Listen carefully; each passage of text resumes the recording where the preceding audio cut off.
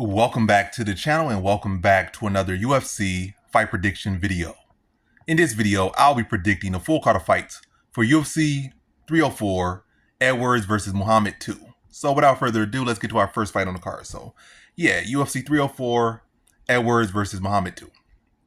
First fight. So in our first fight, we have in the women's strawweight division, we got Bannon versus Ardelean. And how do I feel about this one right here? Is I'm going low confidence Bannon to beat Ardelean. Yeah, with this one, I just need to see more from both of these women. I can't say they're this or that or they're so amazing. I just feel like neither of them really have wowed me or impressed me. Bannon, I got to see a lot more from her. Ardelean, I got to see a lot more from her. But I feel like Bannon just in a better position right now. She already got her first UFC fight out the way. It wasn't a win, but it was a competitive fight, but not a win. So that's a feather in her cap for her. And now she's trying to, I guess, redeem herself with this one here. I feel like she's a little more clean, a little more polished overall, and that's what I'm just going to lean with here. But again, I can't say that with great confidence. I feel like I will say she's the better overall fighter everywhere, but again, I cannot lean that way with great confidence. And for both of these fighters, both of these women right here, this is going to be, a measuring stick fight for me. And even, to be honest, after this fight, I need to see like 2-3 more of them. Well, probably 2 more fights from each of them before I really say, oh, I have a really good read on either of them. But I got to go Bannon here. Like her UFC experience, even if it is only one fight. And I think she wins in a decision victory over Ardelean. So in this one, I have Bannon via decision. Now to our next one, we have in the we have in the heavyweight division, we got Parkin versus Brzeski. So Parkin versus Brzeski. How do I feel about this one right here? I'm going average confidence Parkin to beat Brzeski. I feel like Parkin just the better overall fighter. And also it doesn't hurt that he's fighting in his backyard. Better overall, and it does not hurt at all that he's fighting in his backyard. And why am I talking like Dr. Umar? I have no idea. Maybe I've been marathoning his videos on TikTok or something or YouTube, but it is what it is. But yeah, Parkin and Lucas, yeah, I'm repeating myself again. Guess for clarity. But yeah, Brzeski, it seemed like, well, all he has shown to me is just be a one-dimensional striker. I'm not saying he is just old overhand. He got like an okay arsenal of strikes. He's not just a overhand. He's not just a right hand. He has okay arsenal, lacking in the power department, but he can throw good value. That's what he is. He's pretty sizable guy, and he can throw good value for a heavyweight. He can throw up actually a very good value for a heavyweight. I think when he does get off, he does throw like 100. Well, I don't know, a lot. I'm not going to say what the average is, but he does way more than probably the average heavyweight, probably like 60, 70 and whatnot. I think in one fight he landed like 100 strikes. So the guy can throw a lot. That could be an issue. But again, I feel Parkin is the better overall fighter. When I say that, I feel he can add the grappling element. Will he have great success with his grappling? I don't think so. Has he ever really had great success with his grappling throughout his UFC career so far? Not really. I mean, he has had decent success, but has he been the guy to take you down and hold you down for, the whole fight? No. Has he been got at, this dirty box, hold you against cage whole fight? No, he hasn't. But I feel that's something he can mix in there with Brzeski to edge the fight if needed, because, to deal with the volume of Brzeski. And also on Parkin's side, he's not a heavy hitter either, or hasn't really shown to be such a heavy hitter. So I see this one going the distance. Neither of them are really big finishers. But I feel Parkin is the more well-rounded fighter, and definitely the fighter who has more upside right now. 9-0, younger, both guys relatively the same size. More around it again. Everything just kind of leans up more his way. Brzeski really, the main thing he got going for Brzeski, or main thing Brzeski has going for himself is value. That's about it. He has value. I feel like Parkin's the more technical striker. He's the more well-rounded fighter, definitely the more technical grappler. I would say the stronger fighter. I think he's actually heavier as well. So yeah, I think he mixes all the martial arts up and grinds out a decision over Brzeski. I think Brzeski will be game. He's not going to just lay down and make it an easy fight, but I think Parkin will just have the much more fleshed out game, and I think it will show, and I think he wins by decision here. So in this one, I have Parkin via decision. Now to our next one, we have in the welterweight division, we got Patterson versus Crosbie. And how do I feel about this one right here? I'm going average confidence, Patterson to beat Crosbie. So Patterson is like his second fight in the UFC at welterweight, and I think he'll continue to thrive at least for these next couple fights at welterweight. Going against Crosbie, who has a tendency to get submitted. Most of his losses have come by submission, and even most of his losses in amateur have came by submission. I think outside of his pro, I think only one fight was not a sub loss. I think his amateur was like 2 fights maybe weren't sub losses. So yeah, he has a tendency to get submitted. His grappling's pretty weak. Sam Patterson is very solid in the grappling department, solid in the striking department as well. And I think he'll be able to mix it up, drag this fight to the ground, and tap out Crosbie in the first round. Patterson has, not only does Crosbie have issues with submission, Patterson is pretty proficient in this, in the submission game, in his grappling game. And then even in his last fight, he got a submission in his last fight. I think it was the first round.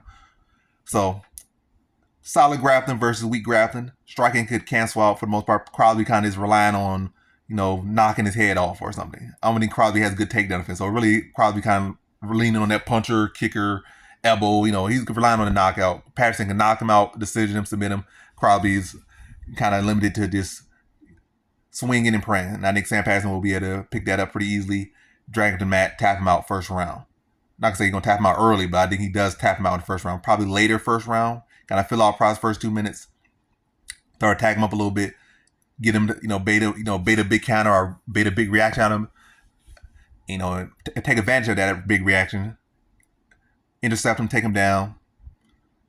Work on a little bit, pepper up some strikes, then find that submission late first round. So in this one, I have Sam Patterson via first round submission. Now to our next fight, we have in the flyweight division, we got Muhammad Mokaev versus Manel Kape. And how do I feel about this one right here? I'm going low confidence, Muhammad Mokaev to beat Manel Kape. So yeah, this is by far Muhammad Mokaev's biggest fight, biggest step up, and a real big step up. I said step up. What is a step up? Real big step up for Mokaev here. But I just feel like he wants it more. I feel like he's more motivated. I feel like he's more locked in. He has, all the talk to be the young, he wanted to be the youngest champion in UFC history, beat John Jones' record. I don't know if that's even still on the table no more, but hey, maybe it is. But either way, the guy got big hopes. And I definitely think he probably been hearing what people said about his last performance. It was kind of lackluster and whatnot. And I think this is going to be one of the performances where he's going to take a big step in the competition and he's going to rise to the occasion. These young guys, these young hungry guys, they rise to the occasion. And this is a moment to rise to the occasion. And also, Manel Kape is just a guy who, again, he just been seeming to lack motivation. It's not like he's been having such stellar performances, to be honest, as of late. He's been falling out of fights. Like, he's been supposed to be fighting on this fight. Missing weight. Oh, illness. Oh, this, oh, that. There's just so much going on with him. And they move this fight around the card like it's not even going to happen. And they're not wrong for that because it might not happen.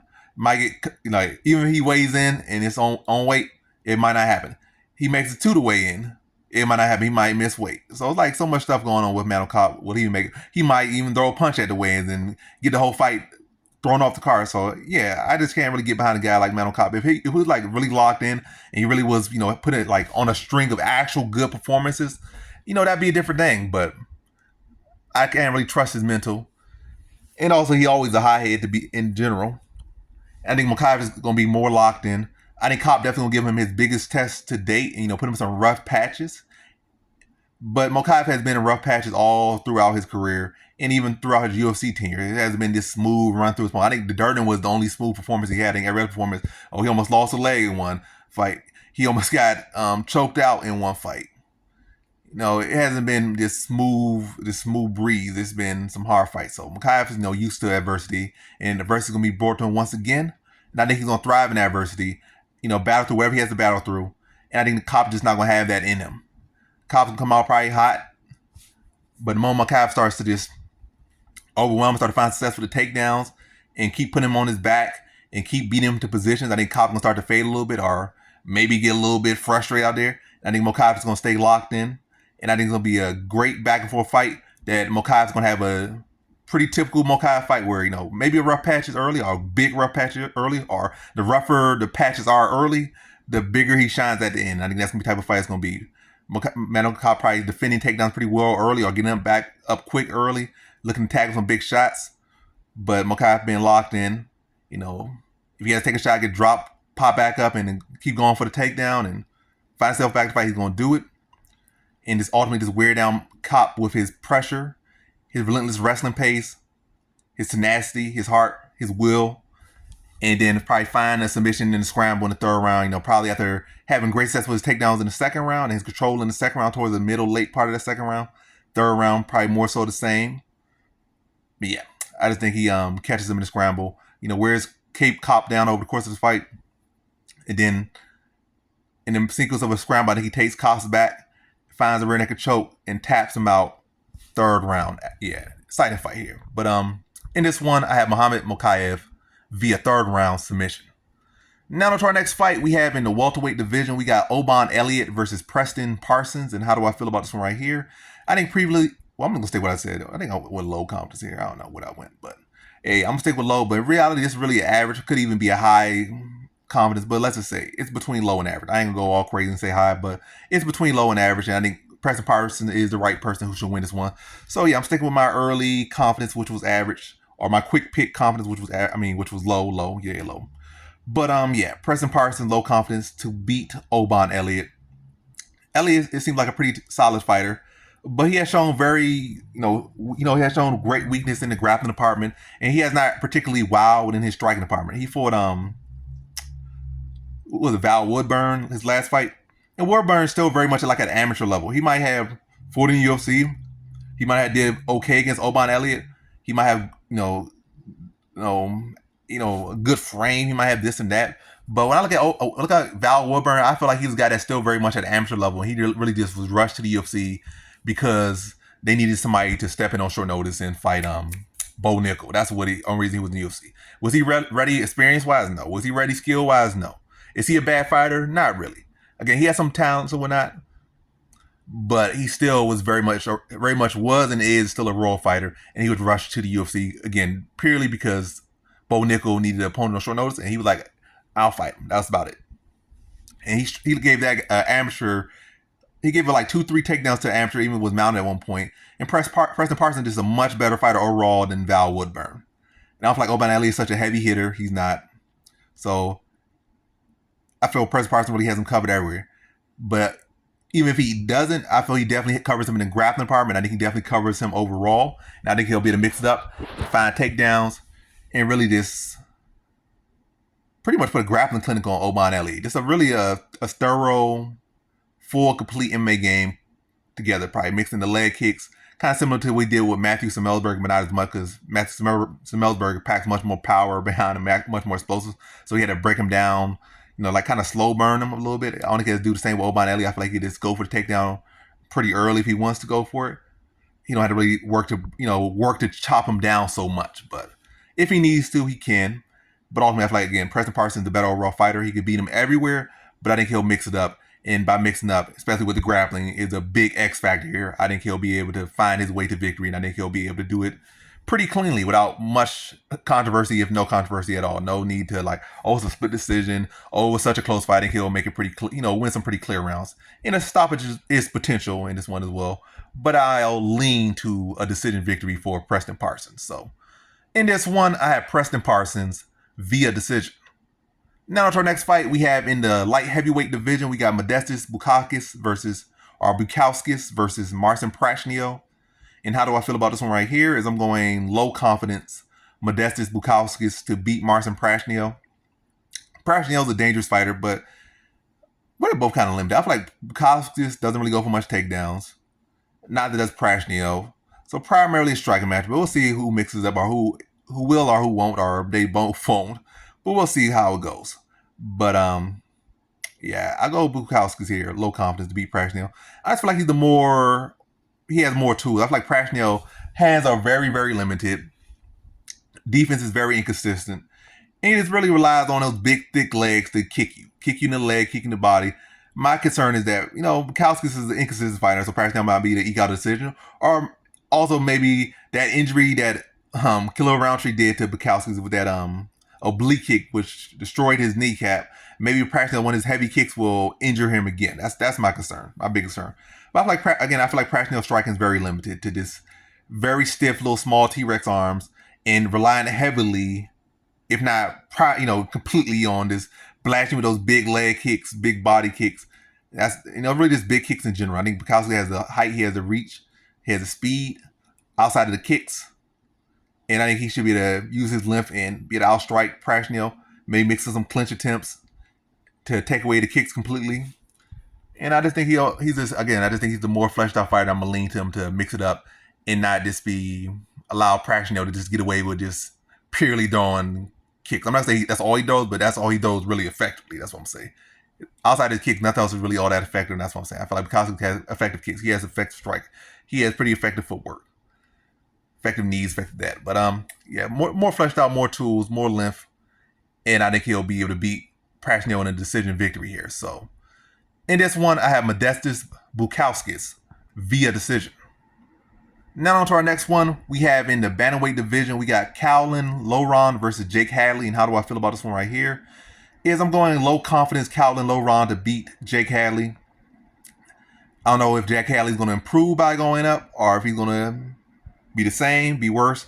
I don't know. That's the big story. Jake Hadley is a talented fighter, and he is taking this fight for a reason. It's on short notice, but we'll see. Is it going to benefit him or not? Or maybe will the judges benefit him because he's in England? We don't know. But I don't predict based off that too much.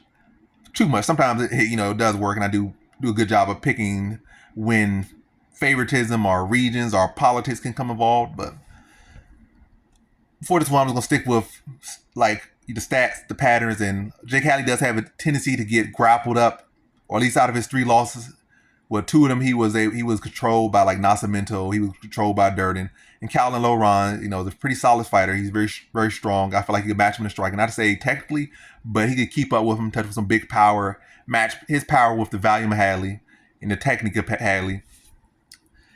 And I feel like he could take what Hadley could dish out, and I feel like he can have great success taking Hadley down. I think he's primarily a grappler, and Hadley has shown a tendency to be taken down multiple times and controlled for large portions of time. And I feel like Loughran can exploit that tendency or that pattern in Hadley or that weakness in Hadley's game, or you could say that hole or that chink in his armor in Hadley's game, and grind out a decision over Hadley. I think it'd be a game scrappy fight throughout, but I think Loughran will land the heavier shots. I think he'll be able to mix in the takedowns and get large portions of control time and be able to edge out a decision over Jake Hadley. So in this one, I have Loughran via decision.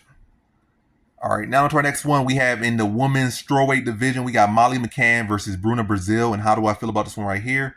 I'll go average confidence Molly McCann to beat Bruna Brasil.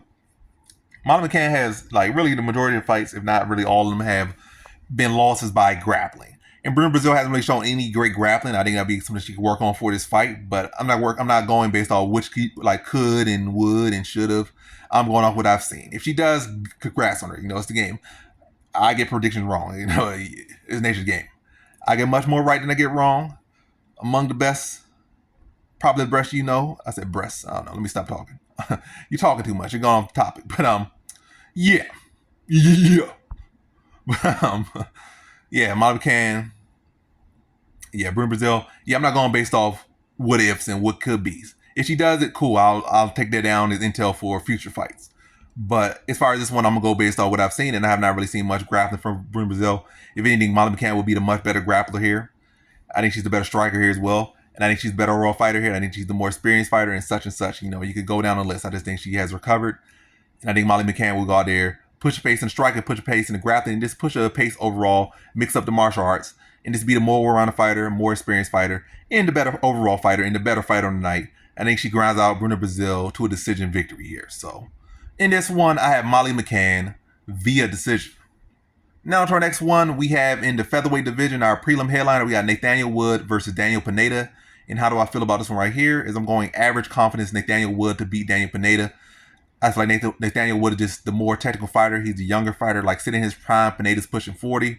And also he's not coming off the best performances, to be honest, or not consistently. But I think Nathaniel will be too quick, too technical for him. And I think he'll chew him up over the course of the rounds, well, at least the first round, and I think he'll put him out in the second round. I think Pineda will be game, but I think Nathaniel Wood will be, again, younger, sharper, more technical, and just in a better position in his career, sitting in his prime versus a guy who's sitting outside his prime, pushing 40. And I think Wood will be able to put him away again in the second round. So, in the second round via TKO. I'm not saying submission. It's not off the table, but I'm leaning more so TKO here. And I'm saying second round TKO for Nathaniel Wood. So in this one, I have Nathaniel Wood via second round TKO. Now to our first fight on the main card, we have in the featherweight division, we got Arnold Allen versus Giga Chikadze. And how do I feel about this one right here? I'm going low confidence Arnold Allen to beat Giga Chikadze. And the Giga Chikadze is definitely the better striker here. Arnold Allen's not the greatest offensive wrestler, so that's always gonna make the confidence kind of low, or that's my reason for my confidence being low here. And also, it's not like Arnold Allen's on that streak where he'll he was virtually undefeated, or was undefeated in the UFC. So he still had to kind of like, even though he wasn't undefeated, in the UFC he was undefeated. He had a great long winning streak, and he had that mentality of a guy like, I can't lose. Now he's lost a couple fights, dropped a couple fights to Evloev and Holloway, who are two of the best in the featherweight division. No shame there, but yeah, I don't think his confidence is gonna be the same. So there's a couple factors. A couple good factors. That's why my confidence ain't gonna be the highest for this one. Why it's low. But yeah, Giga Chikadze is a phenomenal striker, but he has not really shown much, if at anything. Matter of fact, he has not shown much, if anything, in the grappling department. Is he just completely terrible in the grappling department? No, but I definitely would say he's more so in, when I say what I'm trying to say with this one. It's definitely a flaw. I wouldn't say it's a feather in his cap. It's a flaw in his game. It's a chink in his game. It's definitely not as weak as it was when he was on the Contender Series, but it's still an area that can be exploited. I think Ardelean can look to exploit. I think Ardelean is the more well-rounded fighter, the more well-rounded mixed martial artist. And I think he'll be able to show that in here against Giga Chikadze. I definitely think he'll look to, probably put that singlet on during his training camp and look to mix that in. So it's not like it's something he's never done before. He has had submitted some solid guys. So Ardelean's not just a guy that, he never grapples. He grapples. It's not the main thing he does. He doesn't do it so much, but it's definitely, he has done it at a pretty high level. So I think he'll look to mix it in here against Giga Chikadze. And I think he'll look to grind out a decision with Giga Chikadze. Also with Giga Chikadze, Kape wasn't a guy who would really look for much takedowns either. And he went, matter of fact, Kape was more so a sprawl and strike type guy. But he looked to mix in the takedowns. And really just like, one or two takedowns? Really was like one. It was literally the first takedown that he got. And I don't know if he even got more than one. He saw Giga Chikadze start breathing heavily, just saw one takedown. He didn't really do no ground and pound. He really didn't pass no position. He just took him down and drew a couple little light strikes. And Giga Chikadze was breathing heavy just off, like, on bottom, just getting on bottom for a little bit. It wasn't nothing crazy, no crazy grappling pressure put on him. Just one takedown. Already started, you just saw Giga Chikadze just took off his tank heavily. And probably in that fight, he felt like it was going to be a striking match against Kape, maybe. So he didn't train any grappling or didn't put much focus to it, or he was just so surprised. But still, that's crazy. Off one takedown that really nothing happened, you were like turned into a mouth breather instantly. Like, that's crazy. And that carried on through the rest of the fight. But yeah, I think Ardelean's going to look to mix in the takedown. I think Giga Chikadze not going to gas off the first takedown, but yeah, I'm yapping too much. Ultimately, I just feel like Ardelean's going to mix it up. That's what I'm going to say. He's going to mix it up. And I think he'll be effective at mixing it up. And by being a more well-rounded fighter, I think he gets his hand raised in the decision victory. Hard fought, but I think the more well-rounded fighter is going to come out victorious. And that more well-rounded fighter is Arnold Allen. So in this one, I have Arnold Allen via decision. Now on to our next fight, we have in the middleweight division, we got Christian Leroy Duncan versus Gregory Rodrigues. And how do I feel about this one right here? Is I'm going low confidence Christian Leroy Duncan to beat Gregory Rodrigues. I think Rodrigues is a solid fighter. I think Leroy Duncan is a solid fighter. But I do like Leroy Duncan stylistically in this one right here. I feel like he has a grappling to keep himself in this fight. And I feel like Rodrigues is a guy that can go with such a heavy grappling approach. And I feel like with the success he'll have in his grappling, I don't feel like it's going to demoralize Leroy Duncan so much. Some people, they get taken out with demoralized. I think he'll be okay with giving up takedown. He'll be okay with being in some bad position on the ground. His thing is not to be in them too long or too often, too frequent. Like, maybe I can afford to give up a round. I can afford to give 2 minutes here, 3 minutes here. But it not be a case of, every single round this guy's taking me down to hold me down for 3 minutes. Nah, not that type of thing. Maybe he can get around. I'm not saying he's going to, but I feel like he can afford to. That's all I'm saying. I don't really think he is going to too much grappling issues with Greg Rodrigues, but again, I feel like he can afford it. That's what I'm saying. So that I'm just saying that's not a concern of mine too much with him. Then on feet, I feel like Leroy Duncan is the better overall striker. And it's not like Gregory Rodrigues is such a fleet-footed, moving guy that's going to be so crafty with it. He's more so a guy that's going to look to club you, hit you with big shots. Not to say that he's just a knuckle dragger. He has clean striking. Defense is where he's lacking. He got heart. Poor defense, poor chin, but great heart. I think Christian Leroy Duncan would be the more fleet-footed fighter, be the more technical striker. And I think just like Chidi Njokuani, I think he'll be able to bust him up with the elbows. But unlike Chidi Njokuani, I feel like he's not as much of a grappling liability at all, or not as much of that. And I think he got more heart, more hunger, and he got more upside to him. And I think he'll be able to cut Gregory Rodrigues over the course of the fight, start to break him down over the course of the fight. And then I think he puts him away in the third round via TKO. So Yeah, I think he'll be mobile, not just be a stationary target. Look to attack Rodrigues for angles, be dynamic, and ultimately just break him down over the course of the fight, then TKO him in the third round. So in this one, I have Christian Leroy Duncan via third round TKO.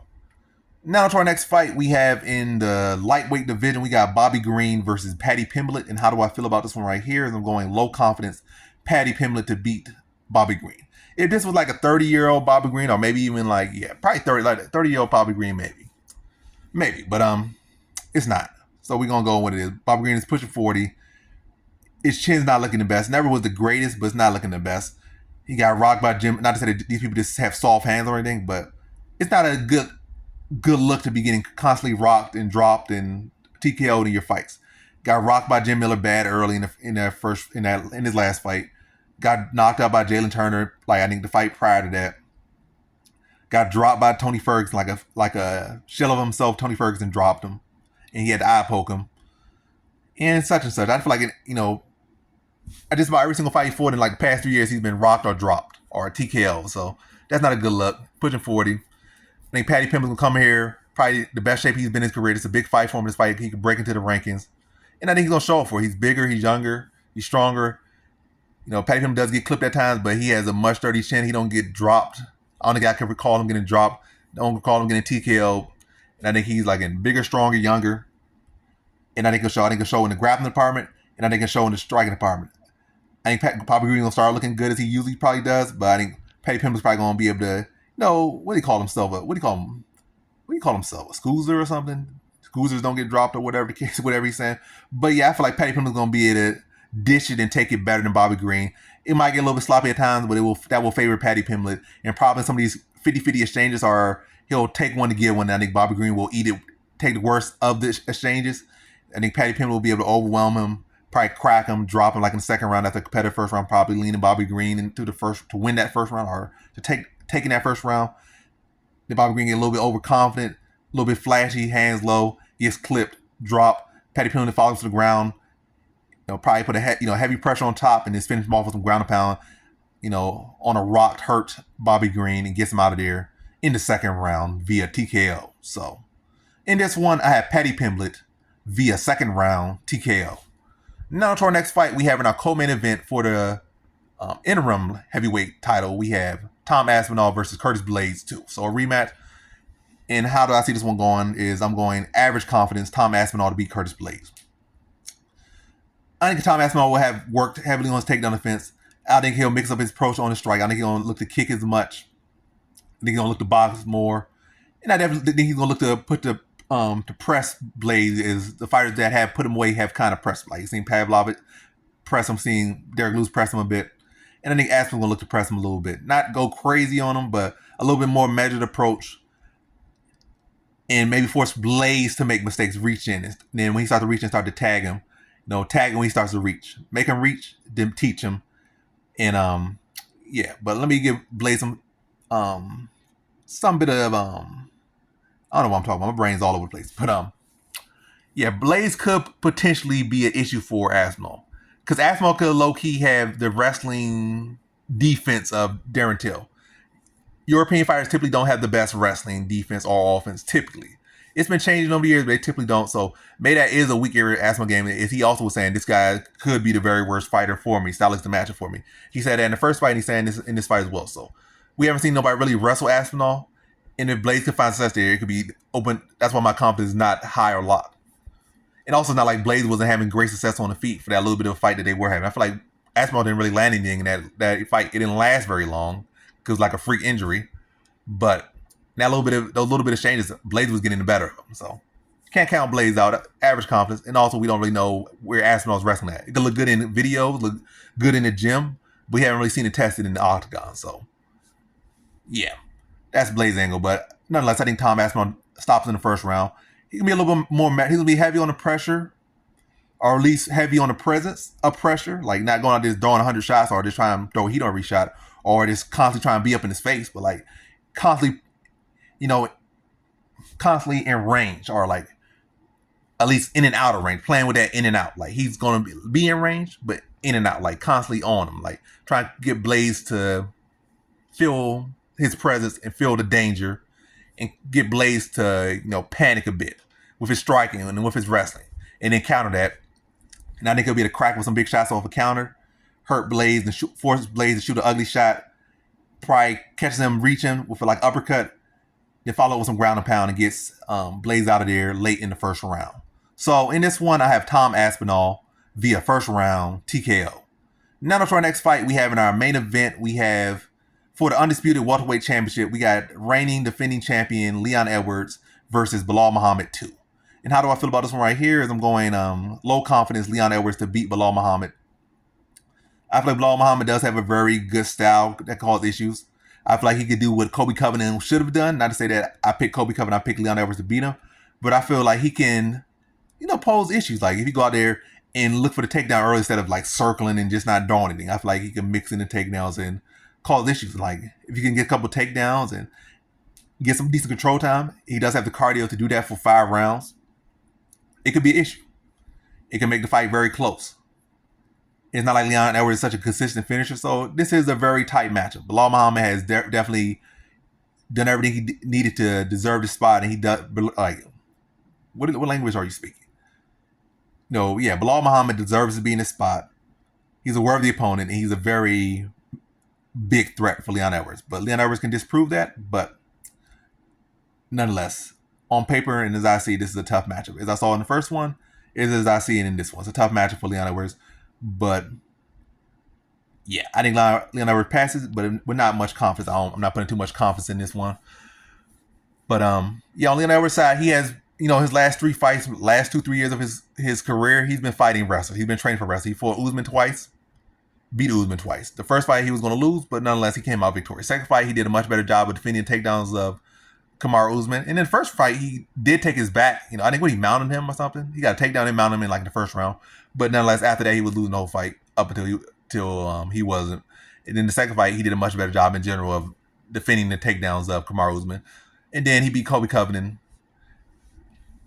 So he's been training for wrestlers 3 times out. So he's been training for this style. Can Belal Muhammad bring anything different? I think he can, but I think Leon Edwards will be victorious. I think he has what am I even saying? Gate. He has great counter wrestling. He was good at fighting in the clinch, controlling position, controlling the weight distribution, landing elbows. I think he'll be able to use all those things against Belal Muhammad. I think Belal Muhammad's kind of coming in here. I don't know where his mental at. He kind of seemed all over the place. Maybe a little bit too confident in himself. Maybe that's part of the chess they're playing. But nonetheless, I think Leon Edwards has been preparing for the style. I think he'll be prepared for Belal Muhammad. I don't think he's going to overlook him. I still think it's going to be a competitive fight. And I think Leon Edwards stops him in the 3rd round. I think he's going to be able to defend the takedowns, force Belal Muhammad to, come back up. When you get a takedown defender, probably come back up, maybe try to force a body lock or something, create a clinch. And when he comes engages in the clinch, I think Leon Edwards is going to be able to make him pay with elbows. And then maybe once he disengages from the clinch from the elbow, catch him with high kicks and really just start to tee off on him. But I think Belal Muhammad will have success in this fight. But I think Leon Edwards will have answers to that success. And I think he'll be able to wear on with knees in the clinch to the body, elbows, really cut Belal Muhammad up, chew him up. Again, bat him with elbows and knees and kicks, chew his legs up. And it's really started to wear on Muhammad. Probably have blood start licking the eye and him start to, like messing with his vision. And I think he catches him with like a sneaky high kick. And then follows up with some combinations. Elbow drops him, then finishes off some ground and pound. And gets Belal Muhammad out of there in the 3rd round. In a very competitive fight between these two. But Leon Edwards putting the cap on him and getting him out of there in the 3rd round. So in this one, I have Leon Edwards via 3rd round TKO. And that concludes my fight predictions for the full card of fights for UFC 304, Edwards versus Muhammad 2. And as always, thanks for watching. Peace.